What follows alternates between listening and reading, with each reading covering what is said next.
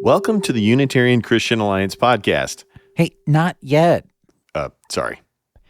Episode 31, Behind the Scenes, with guest and host Brandon Duke, and I'm the host and guest, Mark Cain. Okay, that's not at all clear. Let me ponder that. In the meantime, the Unitarian Christian Alliance is an organization that does two things: provides resources on the one God and his human Messiah, and provides a self-serve directory where anyone who agrees with the affirmation about the one God can sign up and put a spot on the map on their postal code. Now, why do that? Because fellowship and connection is an essential element of life, and especially of faith. You see, because of our commitment to what we find in Scripture, many of us are isolated, and not necessarily of our own choosing. The UCA is a tool to help us find each other. It is not a church or a denomination or a league for water polo. As more people sign up, more spots show up on the map. If you haven't seen the map yet, you've got to go look. UnitarianChristianAlliance.org. Click on the map. It's amazing. And this represents only a tiny fraction of us. There are many, many more who see the Trinity for what it is, an imposition onto the Jewish framework of the New Testament. As they say, implied by the whole of Scripture, yet, curiously, never actually taught. Today is a reversal. I will be answering questions. Brandon Duke will be the interviewer. He reached out to me several weeks ago with the idea. Truth be told, I'm still very leery and suspicious. I know Brandon, and, well, he can be rather lighthearted sometimes, not taking things nearly as seriously as I would. He laughs too much, and it's just not the kind of thing I would normally tolerate on this illustrious podcast. I fight and claw to gain the respect of the theological academic community. I am not about to throw it all away with one flippant comment by Brandon Duke. Okay, yeah, I actually will.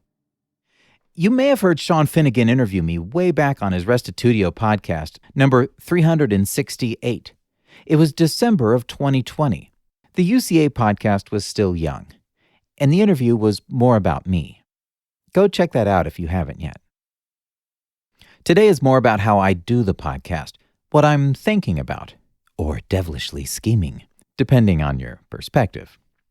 I've learned more. I've had time to grow and contemplate. So here we are, 30 episodes done already. It seemed a good time to pause and reflect. So now I get to steal Mark's chair and put him over in the hot seat. Ouch. Which I've been looking forward to. I get to ask you a few questions about the podcast. So thanks for letting me indulge my curiosity here, Mark. Well, I've done this enough to people already. I've been I've been the instigator of this kind of stuff to others. It's only fair to turn these tables around. Yeah. So there's a lot of other Unitarian content out there, podcasts and teaching materials and things like that. What got you interested in doing this podcast, and what do you find unique about the objectives and the missions of this podcast? Well, when I was interviewed by Sean Finnegan, I think I briefly touched upon my radio past. I wanted to have a Christian talk show, and I was excited about that. But radio was on the decline. Once podcasts started becoming a thing, I eventually knew that I would probably do a podcast. I just had never gotten around to it. And about 2 years ago, I thought I would do my own. I had some plans for what my podcast would be. But again, I was so busy. Well, and then COVID happened, and the UCA conference got canceled. And I'm on the board of the UCA, and we had this discussion. Like, well, what are we going to do? Because part of what the conference was going to be was connecting people in person. This was like the big chance to meet these people that you might have never met. And the idea of the podcast came up during that discussion. And they just kind of looked at me because they'd known that was kind of something I'd been interested in. Like, Mark, would you do the UCA podcast? At first, I didn't want to do it because I felt it would be too narrow. Like, wait a minute, but if I do the UCA podcast, I can't just talk about anything that I'm interested in because some things are just interesting to me. So Like, the UCA podcast is intended to be of interest to Unitarian Christians around the world. Well, how do I do that without taking out all sorts of details and things that were just completely Mark favorite topics, you know? So I was resistant to the idea for a while, but as it turns out, one of the magical things about limitations is that it engages the mind. When you're told, hey, you know, this is a box of Legos and I want you to build something, and you look in there and there's only 35 Legos, well, how can I build something out of just 35 Legos? Well, then you start thinking differently than you had ever thought before. You could have had a tray of millions of Lego pieces and the sky's the limit. But no, they hand you 35 and you're like, what? So when I thought, well, what would I do if I was only talking to Unitarian Christians, but yet still be of interest to them no matter where they are on the planet? And then these interesting ideas started coming to mind, and it engaged me and made me want to do it. So I felt, okay, let's connect people together. Let's have topics that are broadly interesting and can really encourage these people who, many of them, are alone. Yeah, lots of the listeners are isolated, including this one. And so, yeah, there's something kind of magical about being able to connect to people through their voice, through the way that you interview them. You do kind of, it seems there's the interview episodes and then there's the monologue episodes, like the first one, which I really like. Like, how do the monologues appear all of a sudden? Is it, do you just get inspiration or do you schedule them in? Well, the first monologue, I had so many thoughts building up to the launch of the UCA podcast that I had to condense them together to lay the groundwork for it all. I wanted it to be, that's why this podcast exists. That was my hope for episode 1. So I put a lot of time into that. And of course, it was just a monologue. Interviews you don't have as much control over. They go unique ways and they end up with surprises and fun. That is how we establish community. We bring in voices, unique stories that you don't normally hear because, you know, some of my guests, to be honest, they're just people. Oh, yeah. They're just normal people. They don't... Aren't we all? Yeah. You know, I don't get a lot of book authors and scholars and doctors of religious studies, you know. Yeah. And then they have these amazing stories and they're inspirational and they're moving. And I have more than once got teary-eyed driving down the road and listening to an interview. Yes. Hildy Chandler's interview was one of those. Oh, yeah. When I finally decided, okay, yeah, I'll do this, I had heard that Hildy had a time with Keegan at the dinner table, and that was one of those things in my mind that I wish I could have been there. And it dawned on me, wait, if I'm doing this podcast, I'll just ask Hildy to tell me what happened, and then we can all be there. Yeah. And so I reached out to Hildy, and bless her heart, she had not heard this podcast. It was completely new. She took a bit of a leap of faith in putting herself out there, letting me ask her these questions. It was 3 interviews, and all 3 of them, we probably talked for over an hour each one, and then I had to edit it down. So she committed a lot of time to that. But to get back to your point about the monologue versus the interviews, 3 whole episodes with Hildy had my mind just filled with thoughts. I would listen to them in the car, trying to see how I did the audio editing, and it would just take me in different directions. And I knew I had to unleash that pressure. So it was time for a monologue. So the episode after Hildy is me reflecting on so much of what had happened there. So that's probably the most common reason that I would do a monologue, is that just something is really getting thicker and heavier on my heart, and I just want to lay it all out and get it over with. Mark's pressure release valve. Yeah. Another reason that I like to do it is because I feel variety is part of what makes for a great podcast. Yeah. If it was just interviews of people, and especially interviews of how did you discover God was one, it's a part of their story, and I don't mind including that because I think that tells a really neat experience, and people come from different aspects. Yeah. But there's also the person themselves and their actual story. Sure. So I get the variety that I want so that I stay interested in the episodes by occasionally stopping and just doing a monologue and editing it, having a little more time thinking about sound effects and other fun things I can do because, hey, you know, it's just me. Yeah. Whereas editing interviews is actually quite a bit of work because it's not controlled. It's like this conversation. We could interrupt each other and talk over the top of each other, and it makes for a very unique and sometimes effort-filled work. To try to clean that up. Well, I appreciate all the effort and the way that it comes out. I know you've said before that you don't want it to just be too theology heavy. But I'm sometimes surprised at how much theology content comes out naturally in these interviews. I was listening to episode 25 with Anne, and her description, her growing up in a world where agency is just fundamental to the culture. Yes. That her brother would go and he was her father Mm-hmm. when he went on her father's behalf. And that just made Jesus' agency for God, it was just totally natural for her. Yeah. That is the most persuasive description of what's called shaliach, or shaliach, my Hebrew is terrible, of that principle Yeah. that I think I've ever heard, because it was just natural. It was just her life. She's like, this is how it works. Mm-hmm. Whereas us in the West, we're like, well, my attorney's got some responsibility for me, but if he says something really stupid, though, that's not me in front of the judge, right? Yeah. Or, my doctor can make some of these decisions, with my approval. And it's just a totally different way of living and doing business and transacting. I can just imagine how natural that would have been to the authors of the New Testament to think of Jesus in that way, Mm-hmm. thanks to her. And that was an interview where it was just her telling her story, which was fascinating. Yes. And yet right in here is this golden nugget of insight into this really significant theological idea that often gets kind of dismissed. That's overemphasized by Unitarian types that want to focus on this agency aspect for Jesus rather than his divine nature. And then there she was persuading me of something that I already thought was true, but I'm like, okay, that's just really helpful. So, Yeah. She even has Jewish words in her vocabulary. yeah. When you look at the map and you say, oh, wait, yeah, that's just right down through Nile. Yep. Culture doesn't change rapidly except in the last 100 years. I think before that, culture was very slow in its movement. Sure. We've screwed it up with the internet and, American movies and all this. With the information age. Yeah. Right. But here it is. It's like, no, that's this. She completely recognized what was 2,000 years old, still present in her culture and her life today. So in several instances, as I've listened to podcasts, you have this intentional nod towards Trinitarians that might sort of be lurking and listening. It sounds like you sometimes get feedback. Mm-hmm. What's your approach towards that part of the audience? Are you looking for this to be an evangelistic tool, or That's probably been one of the hardest things to really pin down in my mind.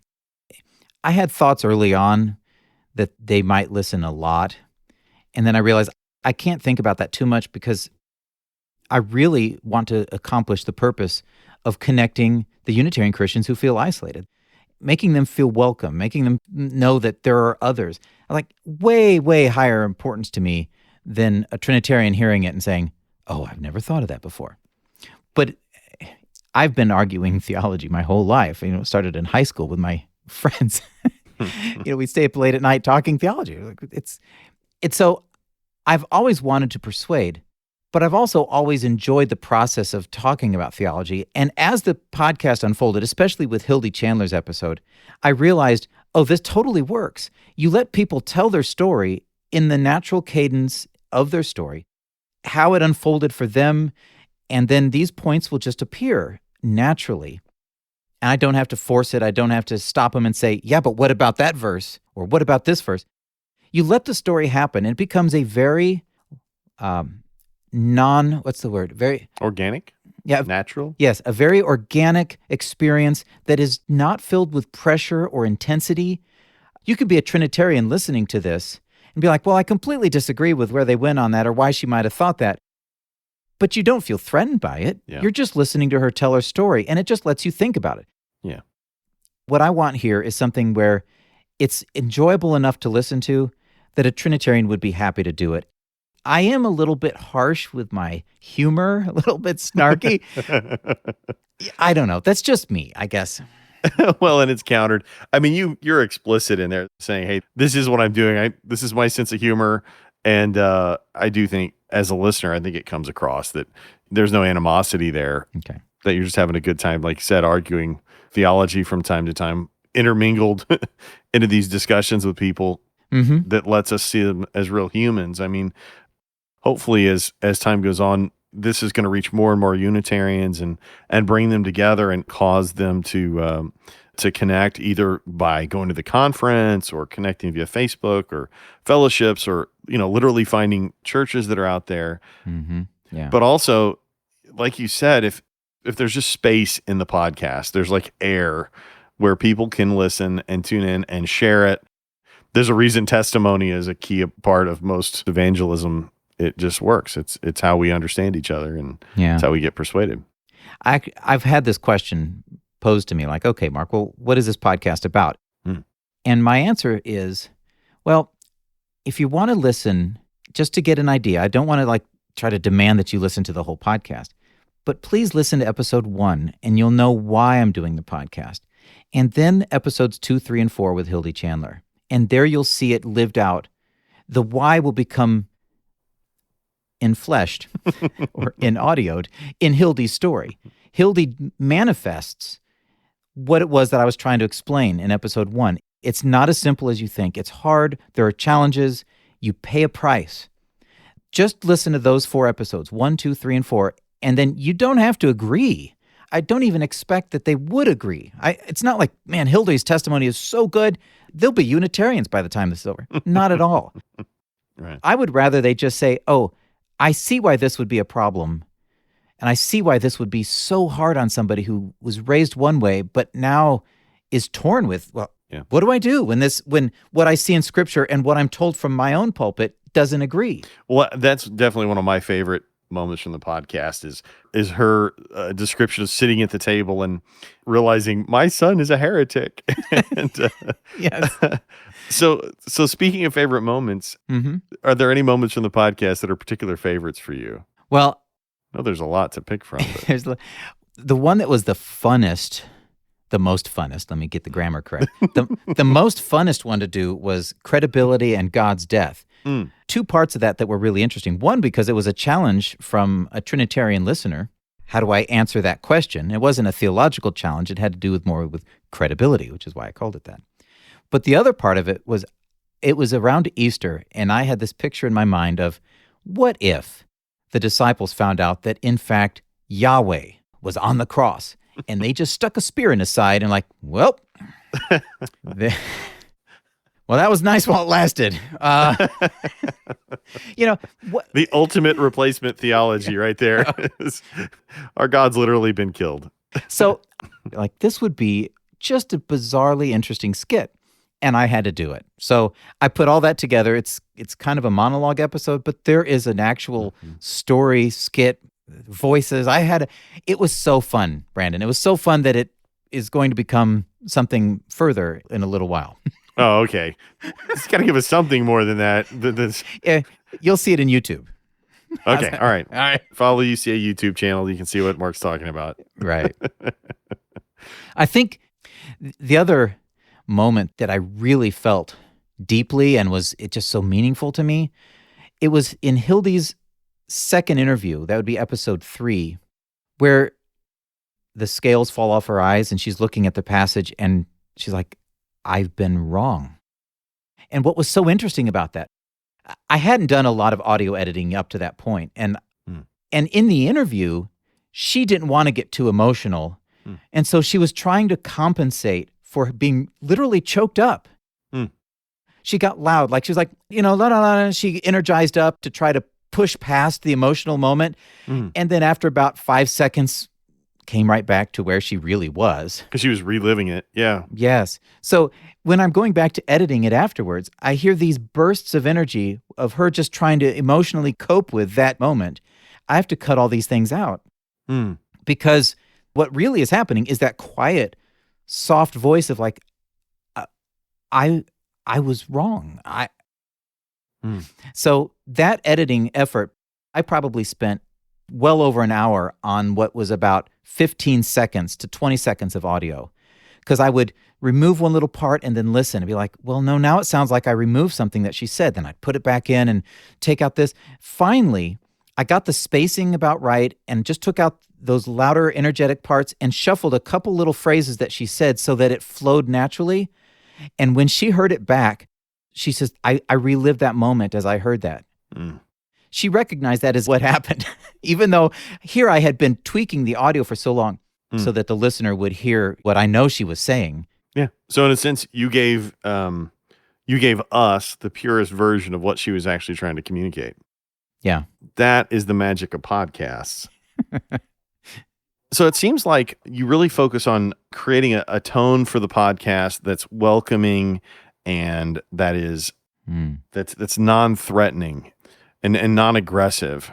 Are those words that you would use to describe it? Yes, those are correct terms. I'm a firm believer that the whole process of life is about different ideas that buffet back and forth, and that process of disagreeing, thinking more, challenging yourself, and then moving the next step and doing that again, that whole process is just what's supposed to happen. It should be fun. It should be just part of growing in life. And, from my childhood, when I started having debates with my friends, I discovered that talking about theology was fun and lighthearted for me because I always had this thought in my mind, like, well, God's going to make it clear eventually, and I might be entirely wrong, and I'm okay with that. Let's just go down this road and do our parts. What is our parts? Well, it's me expressing what I think. It's you expressing what you think, and we chew on it. That's how we do it, and it should be fun. And, well, I've seen Dyer and, this is very serious here, and, if you believe this way, you're basically worshiping Satan, and I'm sorry to tell you that. Like, oh, well, that kind of turned the fun knob down a bit. So yeah, I mean, my perception is you are actively trying to engage in a way that is not cringy. It's not stressful. There are a lot of podcasts out there that they're that way, and some people really love that, right? True. Where it's this high energy kind of talk show, yelling at each other kind of a thing.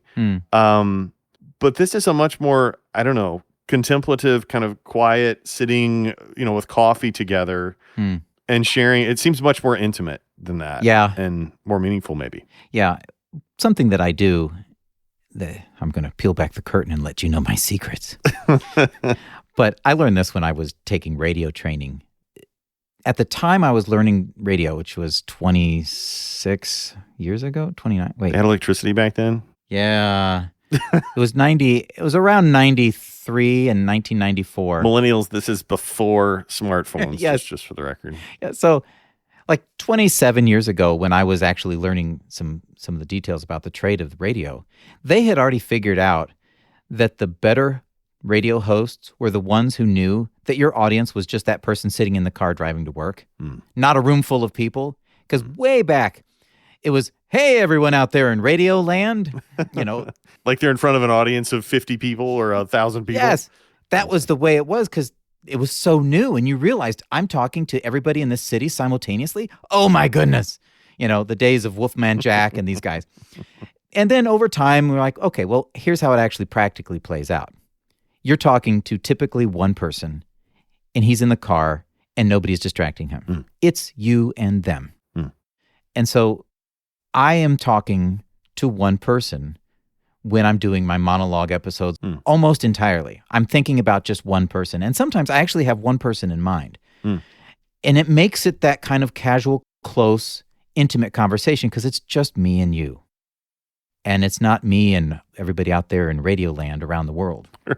So that's part of what makes that tone the tone. Okay. And the other part of it is that I'm genuinely lighthearted. And even with a difficult topic, I just have this confidence that, well, we'll get through it. And God understands that it's difficult. And he's got big boy pants. He's okay if I'm struggling. We're going to get through it. We'll be all right. Yeah. Yeah. I love that. So kind of following along with that, this is something that you've wanted to do. This is finally the outlet for a passion that you've had. I mean, the rest of us aren't studying radio style and to be able to compare, ye olden days of radio news versus the wisdom of the great talk radio hosts. Mm-hmm. So you mentioned that this is something that you'd been wanting to do, but is there anything else that you'd want to say about that? Well, when I was attending, at the time it was Oregon Bible College, it's Atlanta Bible College, I worked in the publishing department doing layout for pages that were going to get printed into books or whatever. And we always had the radio on. Gordon Landry was my boss at the time, and he just had WLS out of Chicago on from morning to the end of day. And I heard the liberal, the conservative, I heard all of it.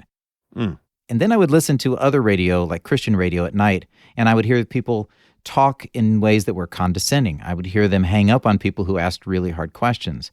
Mm. I would hear the kind of bravado that comes from somebody who's just certain they are entirely right. Hank Hanegraaff's The Bible Answer Man was one of those. Call and get your answers. I could not stomach it.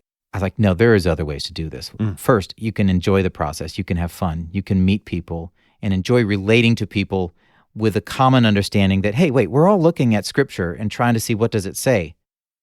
That should probably soften the club beating down to maybe just Nerf swords, perhaps.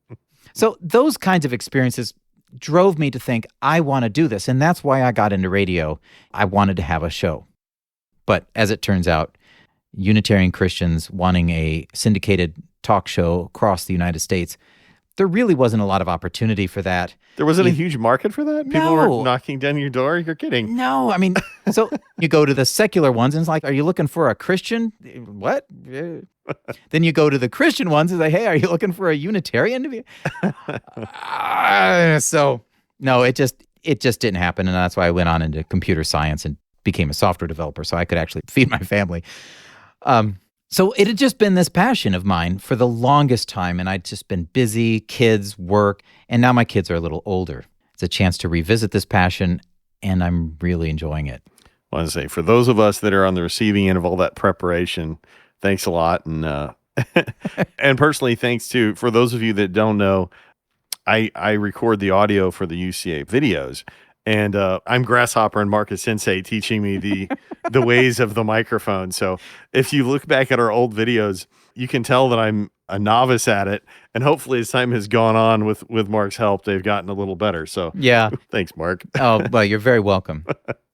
Yeah, so I love audio content, but what drives me is audio content that is understandable. Part of that, of course, is just delivery and enunciation. But it's also the way you put information together. Now, my monologues are actually written out. I write the whole thing out. And I do that because I'm so committed to getting the point across in a clean and direct way. I value the listener's time intensely. Even after I write an entire monologue and I'm editing it, I'll pull sections out and just say, nope, that's too much. I really want it to be tight, clear, and understandable so that you don't even have to reach up and go back 15 seconds and listen to it again and back 15 seconds and listen to it again, because it's very annoying to do, especially if you're in a car driving. So I'm very cognizant of content, delivery, timing. I think about way too much. That's fine. But it works, and it makes the process interesting to me, and I'm able to take all of that stuff, put it into an episode, and listen to it back and say, there, that's what I wanted it to be. And knowing that these episodes are going to live on the internet forever, I don't mind that I spend an hour on 15 seconds of Hildy's interview. People will enjoy it by the thousands eventually, you know.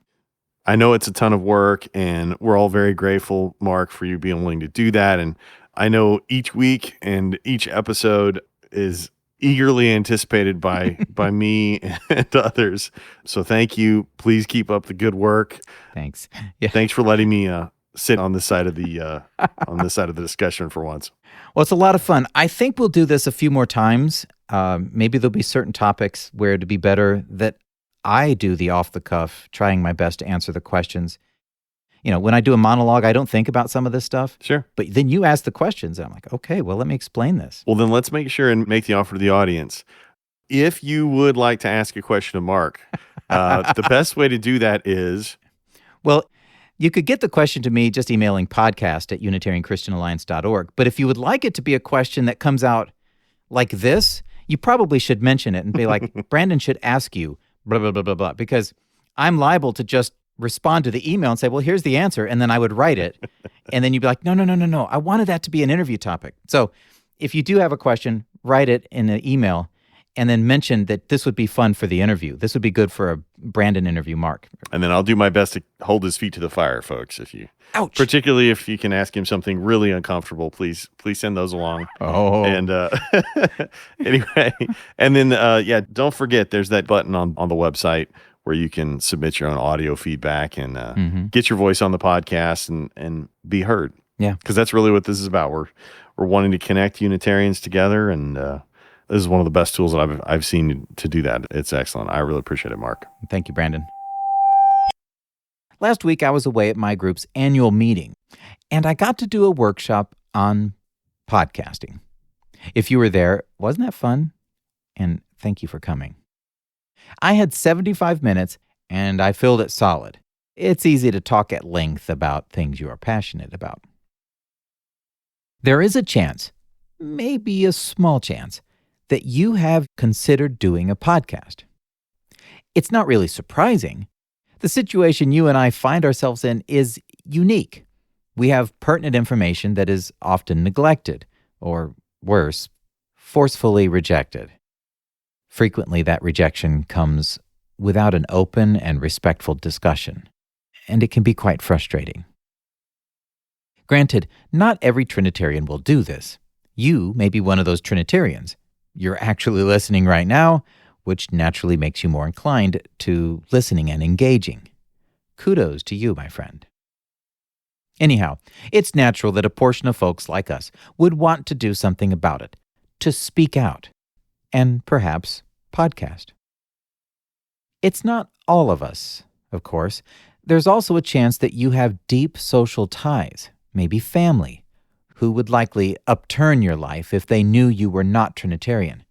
Maybe you have nieces or nephews you love and regularly visit, and maybe the family would put an end to that if they knew you weren't on board with those most esteemed creeds. If that's you, then a podcast is probably the last thing you would do. I get it. If you have thought you might want to do a podcast, there are a wide variety of podcast types. You notice what I do is different than, say, the Trinities podcast or Restitutio. There really aren't rules to podcasting. An episode has no correct length or style. There's no requirement for episode frequency, like weekly, monthly, or whatever. There's just you and your particular vision for what your podcast could be. What I do in this podcast is distinctly me. I have a style that may seem odd, and maybe at first you thought I was stuck up and snobby. Rest assured, it's just my humor. I'm really a very nice heretic. Since we are partaking today in the spirit of the reversal and the switcheroo, I want to point out another Unitarian Christian podcast that is distinctly different than mine. What I appreciate about these guys is that they know what they are and what they aren't. They don't spend time with recording room setups, long sessions of editing audio, and expensive gear. In terms of production level, their podcast is the inverse of mine, the opposite extreme. But they know it. That's the key. They know that they won't compete with hugely popular podcasts which have producers, editors, etc., and they're okay with it. The best part is that they have stuck with it. Now, with over 50 episodes, it's called Breakfast Theology. Here, listen. Good morning, and welcome to another episode of Breakfast Theology. I'm Josiah Cain. I'm Chuck Jones. We are here again to bring to you a high-quality podcast filled with much of background noise and other talking, clanking of plates, and a little bit of maybe good theology. Yeah. Thank you, Josiah and Chuck, for plowing ahead with your own unique spin on a podcast. Oh, and can you pass the salt? We are a unique lot. So many backgrounds and experiences, but one thing is connecting us. We are Unitarian Christians. Knock, knock. What? Oh, who's there? God is a... God is a who? Correct. God is a who, not a what. Wait, what? No, a who. Noah's the guy who built the ark. Never mind. History in the making. The first Unitarian Christian knock-knock joke to grace the podcasting airwaves. Oh, note to self. Add this to the Unitarian Christian Museum. Thanks, Brandon Russell. Well done. If you have a knock-knock joke, an entry for the Unitarian Christian Museum, episode 29, or anything to add as audio, there's a link to record yourself in the show notes. And there's a nice orange button on the site, podcast.unitarianchristianalliance.org. I'm happy to receive emails, too. And again, if you have questions that would be good for a future reverse interview, mention that in your note. Not sure how long it'll be before the next one, but we are all very patient here. Email podcast@unitarianchristianalliance.org. If you signed up for the UCA podcast email, and you can do that from the same website I just mentioned, you get reminders when new shows appear, right in your inbox. And you get extra thoughts from me about the show. In this week's email, I mentioned two of my former guests who met each other for the first time this last week, and I got to see it. I snapped a photo. It was like a reunion, even though they hadn't met before. That, my friend, is the magic. And now you too can experience the same magic at the first annual UCA conference. I am honored to be the MC. But I think it's just because that's my initials. October 15th through 17th, learn more at the UCA website, unitarianchristianalliance.org. And we did it. Made it through another episode. Brandon, I really enjoyed this. Let's do it again sometime. Thank you. May God bless you in your truth pursuits. I hope this podcast serves you well.